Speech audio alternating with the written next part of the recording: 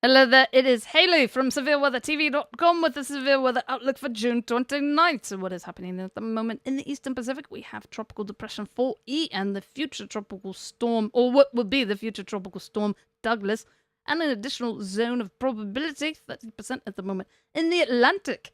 We have what very well could be the first tropical depression of the season, possibly even as high as a hurricane, depending on how things go.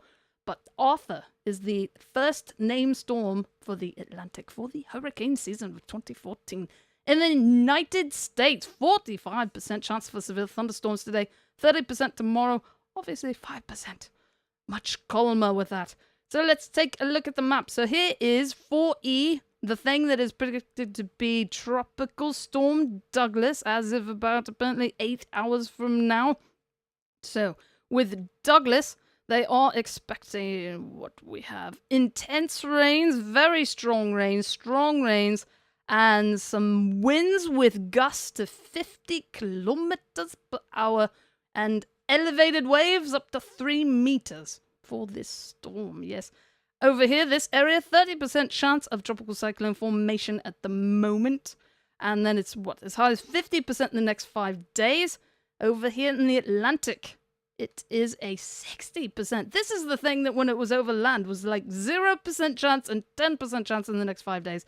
Now it's as high as 60% in the next 48 hours and 80% in the next 5 days. This may well be the first tropical depression of the season, quite possibly even a named storm, depending on how things go. So let's take a look at how things could go with these things. Right, that was helpful. So here's two of the models for the Eastern Pacific.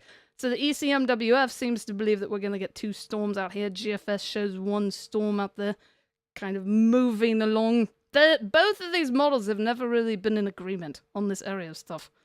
What's going on? So not much agreement. And speaking of no agreement, whatnot, watch this area.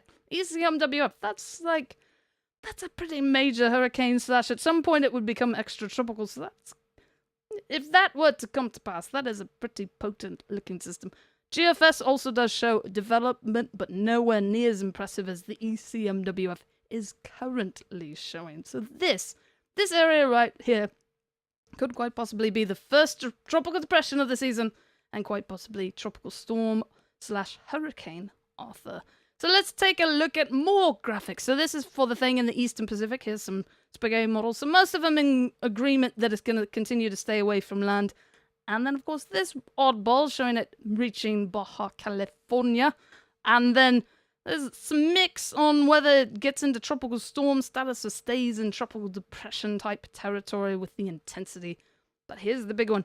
91AL, who might be future, what would it be? 01AL, which would be quite possibly Arthur. So, right now, we could have some potential landfalling or obvious land hazards depending on how close it gets to the coast, even if the center of circulation stays out over water, so potential future impacts. And of course, even if it's not a tropical depression, it could bring some rains there, depending on how well organized the system is. At the moment, none of these models have these.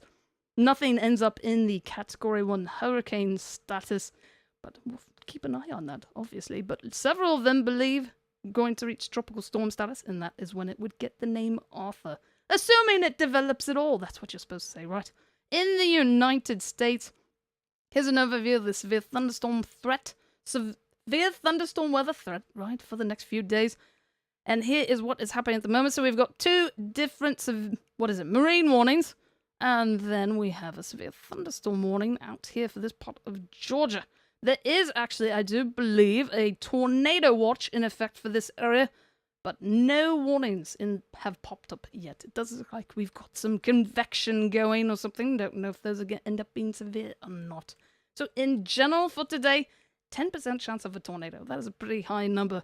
Now, to give it some comparison on tornado outbreak type days, you might see as high as 45%. That is really rare. 10% is still a very big number for any given day. A number to be respected.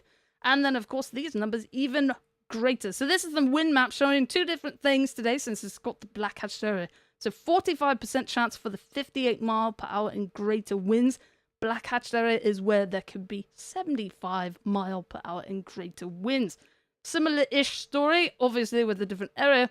This is the hail map showing the probability for 1 inch or larger hail.